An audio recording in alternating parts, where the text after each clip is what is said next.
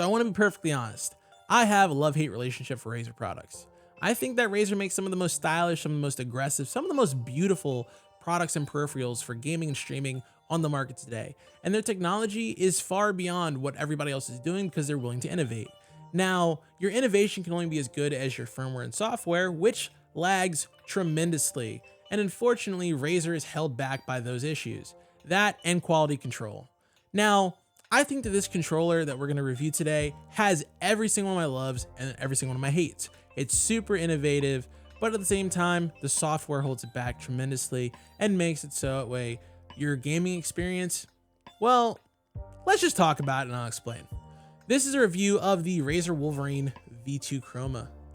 My name is Vaughn from the 4-Player LAN Party. Please feel free to subscribe if you like the video. Feel free to like if you like the video. We're here, we're making a ton of content, we're a newer channel, but I promise you we're gonna be around for a very long time. So join us at the beginning, let's do it, let's have a great time, and let's get into this review. So to start off with, after you open the box, you look at the controller and you're kind of like, man, I paid $150 for a white Xbox Series controller that's got all the buttons moved around. It didn't look like anything special, and it isn't until you plug it in where you see the value. And I'm talking value here, people. Like this controller, when it's on and it's glowing, it's looking all sexy like, ooh-wee, baby, ooh-wee. It is glorious. It's beautiful, it's aggressive, and I like it. Now, you have to plug it in with a wire, and the wire, however, is black. Yeah, so I wouldn't have a problem with this if they only made a white controller and they just had the wire, but I know they make a black version of this controller, and if you're gonna give me a white controller and I'm plugging it into my white Series S, give me a white wire, like match everything. In the box, there is nothing to hold the extra accessories that they give you. So they give you a long stick concave, and they give you a convex bulb for, you know, the triggers. And there's nowhere to hold them. They don't, like, they want you to keep the cardboard box. Like, you give me stickers, but you don't give me like a little bag or something I can put the products and peripherals into. That's lazy. 150 bucks, you give me a case. Look, I paid 100 bucks for the Fusion Pro 2 controller. They gave me a case. The Fusion Pro 1 controller gives you a case. Like, come on, Razer. You gave me a wired controller, and I'm gonna have to store this somewhere. And you're expecting me to just know where everything is? We're gamers. We don't do that. Give us something for our money, because I'll tell you right now, and I don't want to start off bad, but I need to say this, the software for this controller is crazy. We're gonna get that in a second, but I just want to let you know that, like, this is probably one of the, like, the starting point and what you have to do to actually get ready to use this controller. It's annoying. When you do pick this controller up and you do start using it, I'm gonna tell you right now, it is pretty nice. Like, it's nice. I think that this controller feels great in the hand. It's a little more aggressive in its holding. I originally thought it was wider than the original Xbox controller, but it's actually not. It's pretty much the same size. With that being said, it's kind of a little confusing. So when you put it in your hands for the first time, it uses these things called M buttons. So there is M1 and M2 near your triggers and buttons on the top. And then there is M3 through 6 on the back, right? And M3 through 6 are basically like your back paddle triggers. And I love back paddle triggers, but these are very difficult to use. Again, like the wire, I can't stand the wire. But to click these things, you have to basically outwardly put your hands, and I don't have like the biggest hands in the world, but like you need bear claws to make this thing work, people. Like bear claws. I do like the fact that they do know they have piss poor trigger stops, and that's like one of my biggest pet peeves when it comes to these pro controllers is when you give me a trigger stop that barely feels like a trigger stop. Most people, when they get a trigger stop, they want it to be like right there, and the M1 and M2 buttons are basically the fastest things I've ever clicked in my life. Like, boom, I just killed somebody. Boom, I just killed somebody else. Like, that is better than any trigger stop you could put on a controller. In my opinion, it's way too fast, and I love it, and I'm cool with it. It's an advantage to me for having this controller. It's a positive.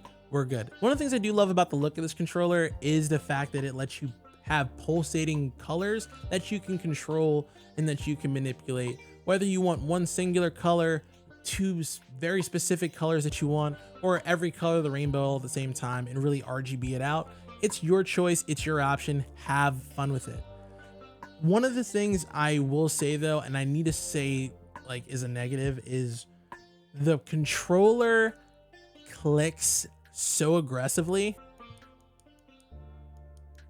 It's just bad. Like, it's just like that's not like clicking a trigger. That's just clicking like the Y button. It's so clicky, and it sounds like you're clicking a mouse at all times, which I can understand for the perspective of like who they're marketing this for. No, I can't. I'm lying. I'm trying to give them the benefit of the doubt. This is unacceptable. You don't make clicky buttons, especially because if I decide to use this for a fighting game, which because of those buttons, I can't, it's just too loud. But if I wanted to, I would probably piss off every single person in the LAN party.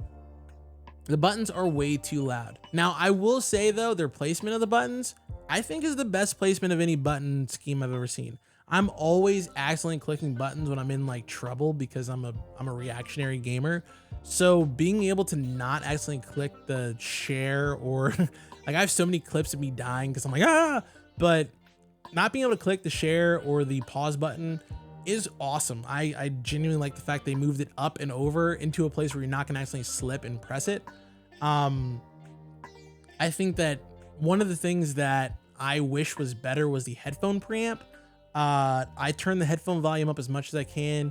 I turn the volume on my headphone as much as I can. I know how loud these headphones can be. I use the same headphones for every test of every controller that I've ever done on this channel. I use the Turtle Beach 500 series headset.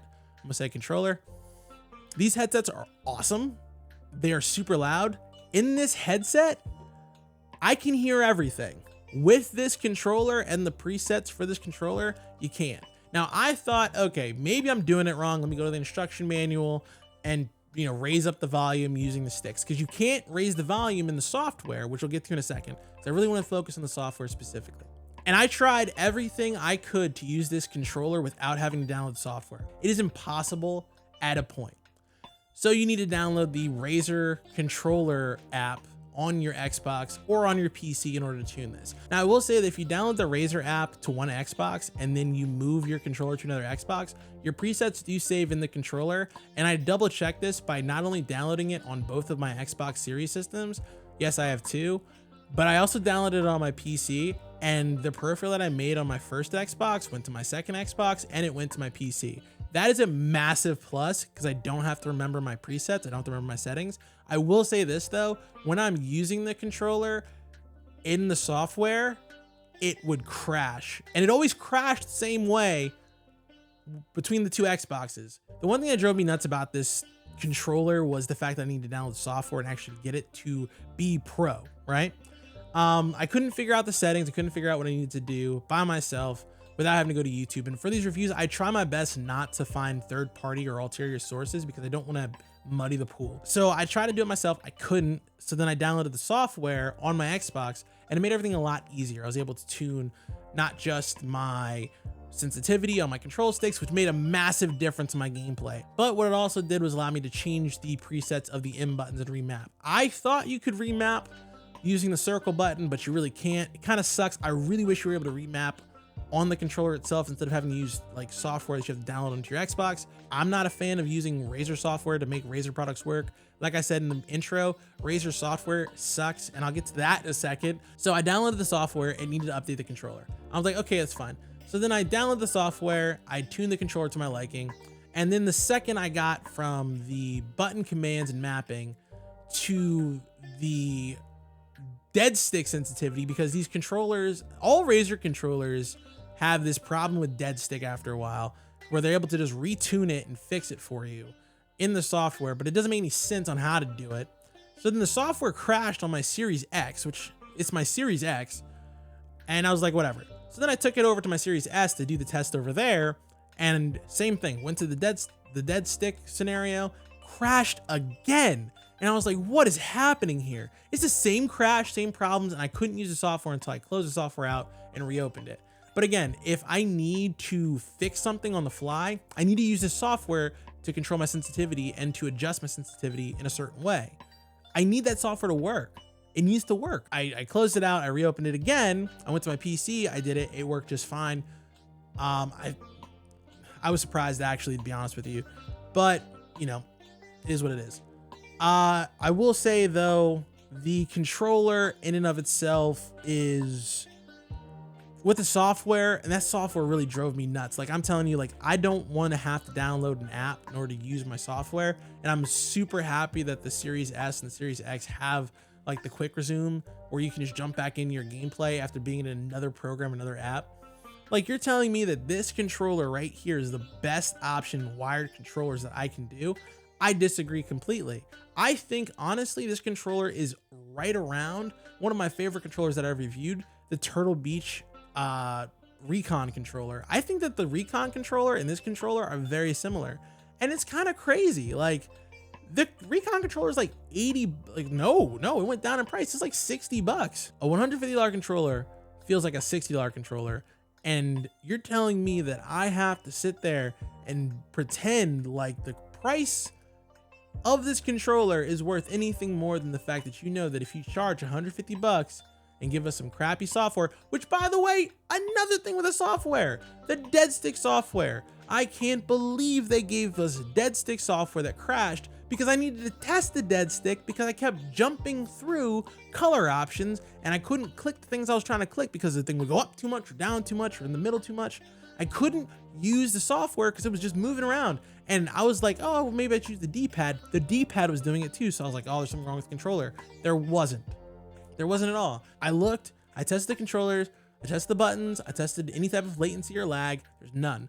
The software was bad. The software made it seem like my controller was broken. Your software should never make you seem like you're running into problems. The software sucks.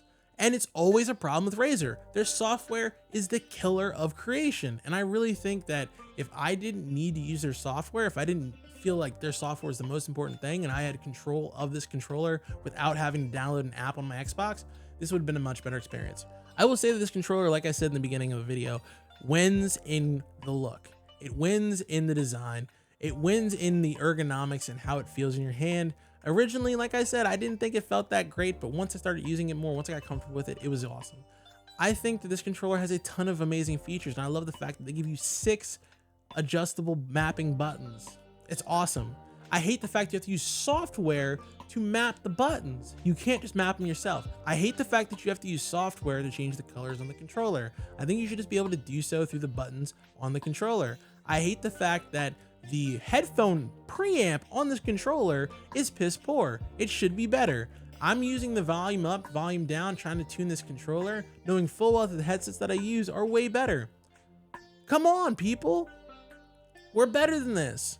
If you're looking for a $150 controller, I would say steer clear. If you see this controller drop to $100, I would say possibly pick it up if you want to feel like a baller, if you want a really cool light up controller for a stream. If you're really truly trying to stunt, this controller is a great stunting controller for $100. $150? Hell no. Now, what I would definitely say is if you made this controller wireless, I could forgive a couple of the mistakes of the software. Why? Because if I was not bobbing around on a wire without a case to put it in, I'd be like, all right, whatever. Right? But like, you can't even give me a case. You're telling me this controller is so good that you couldn't afford to throw a case in. I bought the controller before the recession. I bought the controller before inflation. They did this before it was cool. Come on, Razer, you're better than this. My name is Vaughn from 4Player Land Party. I appreciate you guys. Peace.